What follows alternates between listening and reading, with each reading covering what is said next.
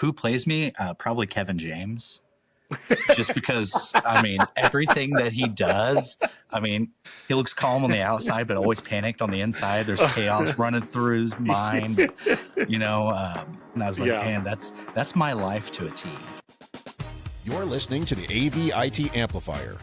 Each week, we'll feature voices and ideas that need to be amplified in the higher education and pro-AV IT communities. This show is brought to you by higheredav.com. And now here's your host, Ryan Gray.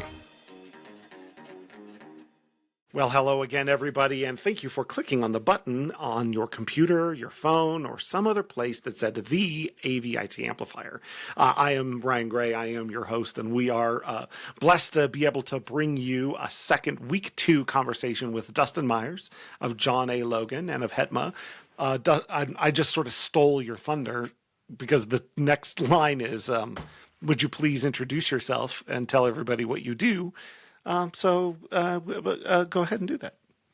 I wish I had a cool title like you do, Ryan, but my name is Dustin Myers. I am the manager of technology support at John A. Logan College, and also the 2-year at-large board member for HETMA. Nice. Have you ever considered asking if you can rewrite your own title?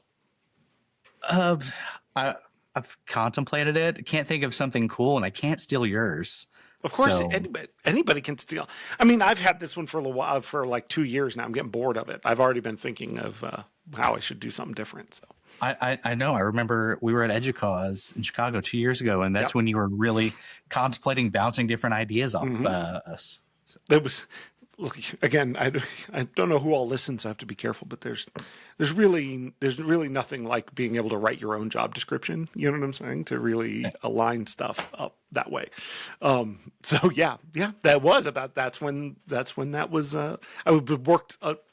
did a lot of that work on the plane ride home. So that's exactly what was going on then. Okay. So thank you for coming back for week 2. One of the things I always do is shout out folks who have their HETMA stuff hanging in their office. And I see a very nice Camp HETMA sash hanging behind you. So props on that. And for repping the troop, the scout number, I can't remember what our 4887 troop 4887. Yeah, booth number 4887. Before we go on then, how was your InfoComm experience this last time? On the last show you mentioned first one in 2018, just getting into it, versus now 2025. What is this experience of InfoComm like for you now? It's completely changed. The first couple of years I went, I really didn't know anybody actually out there. I was just going, looking at the tech after the conference, leave, go back to the hotel and hang out and work on work stuff. And then at the InfoComm that didn't happen in, was it 2021 or something like that? Is where I watched a presentation with Joe and Lex and Raj and everything, and it's when I got introduced to HETMA. And then it's been a whirlwind since then. Barely able to survive sometimes. Bouncing from event to event to event every day. You're going from about 7 o'clock in the morning till midnight, 1 o'clock every day. Yeah. So obviously you jumped in with both feet, and it can be a bit of a thing because, to say you're now traveling the world is not a joke. You're traveling the world on some of this and fitting in, an example for me is I'm, supposed to be at a 2-day expo down in Phoenix next week, and HETMA's got a table there, but then our new strategic planning committee's kicking off a half-day retreat on one of those same days, and the vice president's telling me, you need to be here for this thing. How do you balance, I think any one of us, if we had the time, could be at some HETMA event somewhere, 3 or 4 times a month at this point. How do you work through the balance of what can I do for the HETMA community and balance that with the John A. Logan community and those pulling priorities? Well, luckily I do have a good relationship with my boss, who allows me to go to a lot of the different events because it is professional development.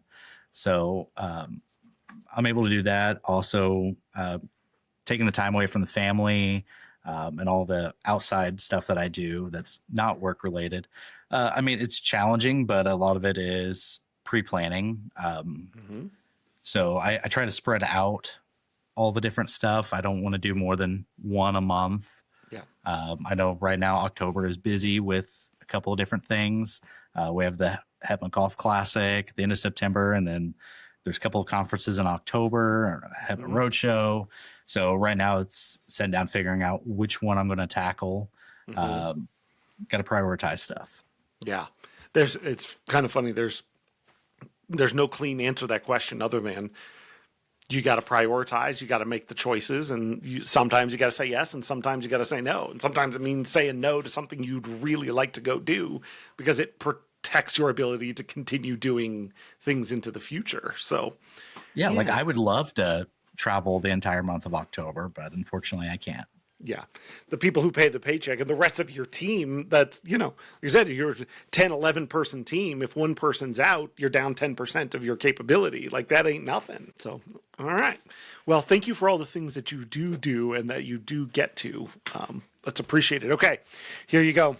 You got the toughest questionnaire in higher ed coming your way. And this is one I put at the top of the list. So these days, and I actually saw a video. I should have saved it. It was pretty funny. It was about a mock support group for people who are starting or who are trying to, get out of doing podcasts, because the estimate is 80% of all people in the United States have a podcast, because everybody does and that sort of thing. So, but if you had a podcast, what would it be about? If I had a podcast, what would it be about? I mean, it honestly is, I really like your style of podcast. It would have to dive into actually the person and their life, like your episode 2 of the interviews, really getting to know the person. I think that is, like I'm a people person. So trying to figure out what makes them tick, is really what I would like to dive into. So you'd have to do something interview style, right? Not a true crime podcast, not a narrative thing, but something where you're interviewing, diving into somebody, asking questions, that sort of thing. Really getting to know the person. Yeah. Yeah. Well, I agree.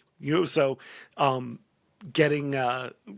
leads into one of the other things I like to ask, which is, do you consider yourself an introvert or an extrovert? And so does that, are you signaling that sort of interest in other people and gaining energy off of other people is something that you characterize yourself with? So, I mean, I am, in the core of me, I think I am a introvert with extrovert tendencies.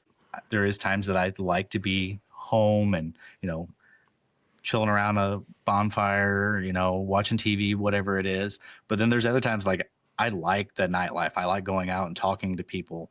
I really like the conversation piece of getting around and meeting people and stuff like that. So it's a mix of both, really. Yeah. And I think there's a lot of extroverts answer that question the same way, because it's that feeling of like, well, extrovert is out all the time and doesn't, but extroverts need quiet time also. You know what I'm saying? Got to have that recharge time. Right, exactly. It's just that you can recharge from the energy of other people instead of being taxed by the energy of other people, and which is more the signal of an introvert, right? Is it's an energy outlay to do those things. They also like doing it. They also need it, but it's that, we are all both. It's sort of that where we identify with. But certainly you come across as someone who thrives on that sort of relationship building and understanding people. And I think that, and it really, I just like to talk about other people, but like enables you to be in a place to really contribute to the community. Like, it's no wonder you've jumped in with 2 feet and really, really contributed to HETMA and the community because of that personality trait. Yeah, no, I really like getting to talk to people, figuring out what their problems are, just learning about that person. How can I jump in and help them? Nice. Yeah, you and then John from your team are definitely the first of oh hey, we can help with that. Oh hey, we can take care of that. Oh hey, yeah, there's an idea. Yeah, let's go do it. You've got we even said it before, that improv, just yes and. Something's coming up, yes, and we'll do the following thing. So, yeah, it's kind of fun. Okay, I don't ask this question. I used to, at the beginning of the show, I asked this question a lot, and nobody ever had an answer. So it kind of went down the hill. But I just thought, I was is there anybody any celebrity, anybody you can do an impression of that you enjoy doing? No, I'm not good at impressions at all. Yeah, that's what I'm saying. It's hard to find people that really want to do that. No, I came from live theater, and but I was the behind the scenes guy. I was the lighting designer. I was the technical director, the guy that built all the scenery.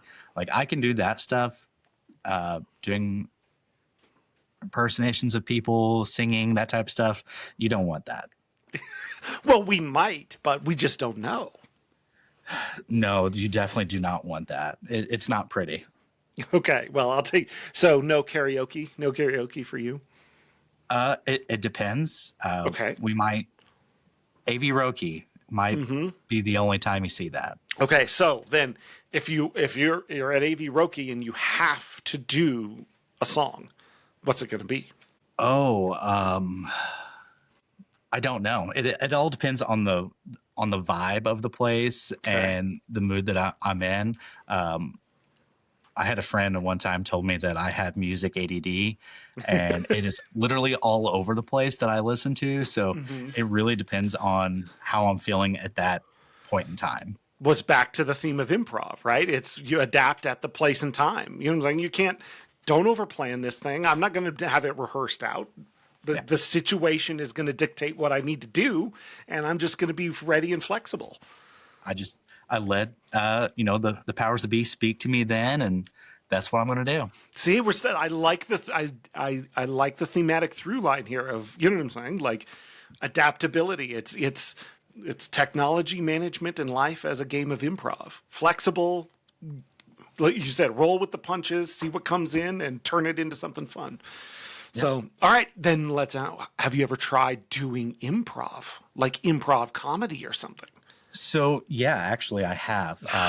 In high school and in college, I was on our forensics team. So I can do some acting. And one of the things I did, I competed in original comedy, and I actually was state ranked in it. Yes. Now that was many, many moons ago. I mean, we're going almost 20 years now. So the ability to do it now, maybe not so much. I have more switched to coaching that type stuff. Okay. All right. I coached our forensics team here at the college for a couple of years.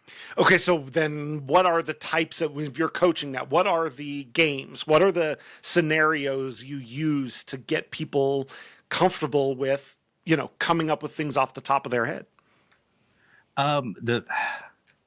The big thing is it's a lot of repetition stuff, and it's kind of like the Rorschach tests. You give them a couple of things, and then they have to see first things that come to their mind. And that's really how you build that foundation for the quick response thinking. Yeah. But then again, person has to have that natural ability to come up with that stuff too. Mm-hmm. No, there's definitely a wiring part. So is it a function of helping people not, trust the idea that comes with it and go with it? Don't have the idea and filter it out first. You know what I'm saying? Consider, what are people going to think? How am I going to be judged? Da, da, da, da, da. Just trust your gut, put it out there, and this is a safe place to do that. Yeah, no, that's if you go true stand-up, they have no filter. It's whatever comes in their brain first, that's what they're saying, and you have to learn to trust what you're saying. Yeah.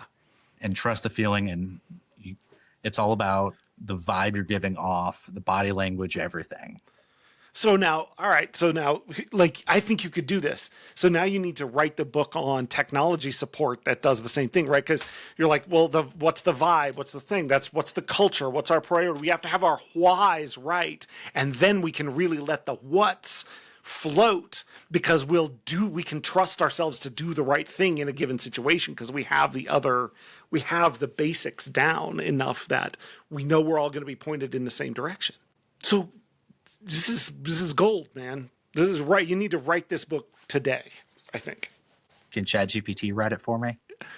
Actually, it probably. I don't have the bandwidth. Yeah, there's something else we got to go do now. Oh my gosh, you have any idea you already asked me to come and do a podcast, and I'm not doing my job. So now, what else am I supposed to do? But I do like that in the long run, like, to tie it back to. I think that idea of being able to trust your instinct coming from practice, repetition, and trust. It's not like there are things for which people are ingrained, but you have to develop that over time, and it takes a little fearlessness. It takes a little risk to just do that sort of thing. Okay, so do we need to set up a HETMA improv group of any place or type? I mean, that would be very interesting to see. I mean, I know. There's already been the AV Olympics. I mean, we've got the AV Roki. I mean, that it could work. So who as else? As long as we have Lyle MC it. Yes. Yeah. Lyle would be a great show leader, and he'd be great at throwing scenarios, right? He'd think of, okay, who else do we need in that group? Well, I mean, I feel like we have to have Teddy just for the comical, what the terminology he uses for himself is hillbilly, the Eastern Kentuckian, the guy that you could barely understand. Yeah, and I think the key with that is we can't let him typecast himself as that. You know what I'm saying? If you're going to come into these scenarios, you're going to have to see him embody a different kind of character than the one he's used to playing in real life. No, that'd be interesting to see how everybody does. Yeah, maybe we will have tryouts. All right, this is an idea. As you can tell, it's selfish, because I think that'd be really fun to do something like that. And I'm a bit of a comedy nerd, so when you hear other people like, "Oh yeah, I've done something in that wrong," you're like, "Oh." We talk about so much serious stuff all the time. It's I know, ridiculous. This has been fun to do with people, but so in the movie of your life, who plays you, and what's the title of that film? Who plays me? Probably Kevin James. Just because, I mean, everything that he does, I mean, he looks calm on the outside, but always panicked on the inside. There's chaos running through his mind, So I think everything that I've seen him in, I was like, man, that's my life to a T. Yeah, that's funny. Movie title, though, have you turned it off and on again? Yeah, exactly. Just turn it off and on again. That's not bad. So, there's this series like Kevin James, the later, he's got a mall cop movie. He's got some of those other ones. Kevin James as an IT support person. That's, you know what I'm saying? I think there's something there also. Just calling out the absurdities of the repetition of the things we run into. Yeah, as long as he can still keep the segue from Mall Cop. Yeah, exactly. My office is right next to Campus Police, and they have a Segway, and I've been begging them to let me drive it around to all the support calls. That'd be. We've talked about that a number of times. We need Segways out here, and apparently our insurance company doesn't like the idea of employees riding Segways on campus, but I haven't figured a way around that one yet. Yeah, only our Campus Police is authorized. Yeah, on the Segway. When we do, so here's the thing: when we write that movie for Kevin James, I love this idea. Actually, Kevin James is two offices down is our CIO, and I'm in doing a meeting with him, and he's got a window that looks out onto what I would call a courtyard, but it's actually just like some weeds and a cement pad where there's an air handling unit. You know what I'm saying? Between here and our shop, we are not in the nicest part of campus, but it does have a window outside, and our service and support manager comes around the corner with a laptop and an air can, and he's holding it up outside, just going crazy, and just like, I was like, what is he doing? What on earth? Like, it was just one of those like ridiculous things happening outside the window when you're trying to have a serious meeting. So afterwards, I was like, what was that? And he's like, well, we got that computer back from the guys in the carpentry shop, said it wasn't working. And it turns out there was an entire ant colony had made a nest that was living, and they figured it out. So he just ran it outside and was trying to just get the ants out of it enough that the help desk wasn't going to be full of ants. Like, nobody thinks of this stuff when you think about working in IT, but this is the stuff that happens. Yeah, no, I've dealt with that too. We had one that was infested with spiders from our HVAC. Yes. They run with the doors open all the time, and stuff gets in, and so much dust, and like, it was crazy. I literally threw the computer outside because I'm terrified of spiders. So you see, there's a plot point in there, right? Is Kevin James is afraid of insects, and this is one of the reasons he goes into IT, because you didn't expect the number of insects you would run into in this line of work. God, I think, I think we've got the beginning of something here. I like this. All right, I'll throw out one other Kevin James shout out, which is, I don't know if it's his first stand up, but it's the first one I ever saw back when Comedy Central was actually like, this is how old I am, and you've made fun of me how old I am too many times, so you don't need to do it here. But that's like the only place you could see stand up was like when they would pick up a special and put it on, and it's called Don't Sweat the Small Stuff. I swear it is the funniest thing I've ever seen in my life. So if anybody has never seen Kevin James Sweat the Small Stuff, it's hysterical. And also, some of the references won't make any sense because there's a whole thing about standing in line at the bank, and nobody actually goes to the bank anymore. So what are you going to do? But yeah. I mean, you're not as old as when comedy was only on late night HBO. Yeah. Right. So exactly. You're at least Comedy Central time. At least there was, pre Chappelle's Show, Comedy Central. At least we had that. That's true. Well, thank you for making me feel a little younger today, just because you're a fresh-faced little. Never mind. I'm not that young. Yeah, I know how old you are. Okay. What is the best sandwich? Oh, the best sandwich. Let's see here.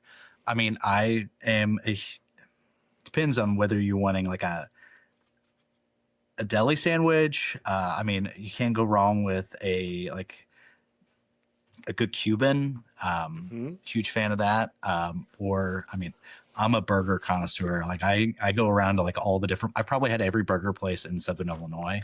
Yeah. Trying to find the right one. Anytime I travel, that's one of my go-to things. Maybe also because I'm a super picky eater, but I mean, I at least like to think I want to try it all. So can I first assume you categorize a burger as a sandwich? Yes. Yeah, I would think so. I agree with you. Yeah, because there's a chart, right? Like a taco is on 3 sides, a sandwich is on 2 sides. What, one side is a pizza or whatever, and then okay, I agree. First, okay, so then and a hot dog is a taco. A hot dog is a taco. Just 100%. To get that out there, because it is 3 sides. Yes, I totally agree with that. A hot dog is 100% a taco. Okay. So, all right, burger style then. Are you like, half pound thick, or is it smash burger style with crust? Like, what are you into? What are you into these days? I like both. I mean, the smash burgers are great depending on your toppings, but if you want like a true, like I don't want like overpowering just nothing but meat. There has to be a nice balance of meat, the cheeses, the toppings you want to put on it, whatever. I want to taste it all. Yeah, I agree. Like, again, I can be a smash burger fan, but hey, you can overload a little bit on that. If it's basically meat, cheese, and sauce, but yeah, a good burger, it's okay for it to have some crisp lettuce on it. It's okay to have some onion that's just like crunchy, and it's a full, textural experience. A bacon, a fried egg, all of it. Yes. Sometimes a pineapple, sometimes yes. You know what I'm saying? Pineapple something a little ring. Spicy, a full onion ring, a deep fried onion ring on the burger. It's just, And the preferred cheese has got to be at least pepper jack. It's got to have some Jack spice. is fantastic. Yes, and more than one type of cheese sometimes. You know what I'm saying? See, all right. Then, so in Southern Illinois, what's the burger place to go to? My backyard, off of my grill. Good answer. All right, and then when are we doing that? Anytime you want. I'm just a stone's throw away from Nashville, so that could always happen. There you go. How far is it to Nashville? From about 3 hours. Well, that's not bad at all. That's like me going to Vegas. That's about the same. Yeah. 3 hours to Nashville, 2 hours to St. Louis. So yeah, so you can go. I looked this up because I'm flying. I'm coming to St. Louis end of next week to drive to Rolla, Missouri, but it's the wrong direction. That's outside St. Louis, but it's the wrong direction that you are. I actually remember looking that up just in case it. You know what I'm saying? You're going Something southwest. I'm southeast. Yeah, exactly. So interesting. All right, good times. Well, that's now I want to go have lunch, and it's only 9 o'clock my time. Like that burger, that sounds pretty good today, don't it? Yeah. Mm-hmm. All right. Well, we need to set up. We have to find a time to do burgers in Dustin's backyard because that does sound like a pretty good hang to me. Yeah. Cool. All right. Well, as someone who listens to the show, I'm sure you know that everyone gets the same 3 last questions. Third to last question is, what is a question that you wish people would ask you, but nobody ever does? I mean, I probably, asking about my family, I'm a big family guy, so I'm very involved in my kids' lives, all the different sports they're into. So yeah, asking about them is really a great way to get to know me. Cool. Do you find that like in the AV industry and technology, we don't tend to ask about family as much as other contexts? Yeah, no, I think that the AV, IT in general, I think a lot of people steer away from it, I guess. Do you think, and this is, again, is it because I've had this thought a lot, that it's male dominated and that men are less likely to ask men about family unless they know each other or have some other context than women are to bring that into the conversation? Yeah, it's definitely it's less personal stuff that gets brought up when you're talking with a male-dominated community. And it sounds like you may be on the side of the fence that says we're cutting ourselves short by not doing that. Yeah, definitely are. Well, next time I'll ask you we'll talk about your family a little bit more. It's funny because I have that thought on the podcast a lot, but like, some people would not want to talk about family, you know what I'm saying, on something that's going out in that, and sometimes people would. So it's sometimes hard to know because, you know what I'm saying, I'd brag about my kid all day on here if people wanted to hear about it. So, all right. Well, then, no better place than your backyard over a burger to catch up on family. You know what I'm saying? That's right. Let's get that set up. Okay, second to last question. How do people find you, get in contact with you, and get your advice on improv games, on hamburger making, on any of those things? The easiest way to get a hold of me is email me. It's my first and last name, Dustin Myers at jalc.edu. The HETMA community is one of the biggest ways to get a hold of me. I'm always on there. Love to have some conversations. There's a lot of great channels in there that we could, talk, and I can answer any questions you have, or LinkedIn. I agree. Everybody hit Dustin up, and community.hetma.org. If you're not on there and you're not on there on a daily basis, go there. The dues are really expensive. How much are the dues again, Dustin? They are free $99. I see. All right. Yeah, it's pretty steep dues. The nice thing is those dues are set in stone for life. So it's a one-time fee. It's free. It costs $0, but we're only going up 10% per year. So 0 times anything is 0, and that's where it stays. So yeah, it's a great tab to just have up during the day when you're at the computer. You never know what might pop up there and what great conversations you can get into. Talk about a place too where you're struggling with something. There's someone else on there struggling with the same problem to get in contact with. So everybody go there. All right. And final question is, historic newscasters used to have a sign-off phrase, good night and good luck, or other things like that. My setup for this is always terrible, but, what are you going to do? So what is Dustin Meyer's drop the mic sign-off phrase? It's actually something I say a lot, if it's broke, fix it. If it's working, don't touch it. Thank you for listening to the AV-IT Amplifier. Join us again for next week's episode when we'll welcome a new guest who you'll want to hear from. We promise. Your host has been Ryan Gray. He's on the tweeters at Ryan_A_Gray, or find him on LinkedIn to connect. Please subscribe and give the show a rating and review wherever you get your podcasts. This show is brought to you by higheredav.com.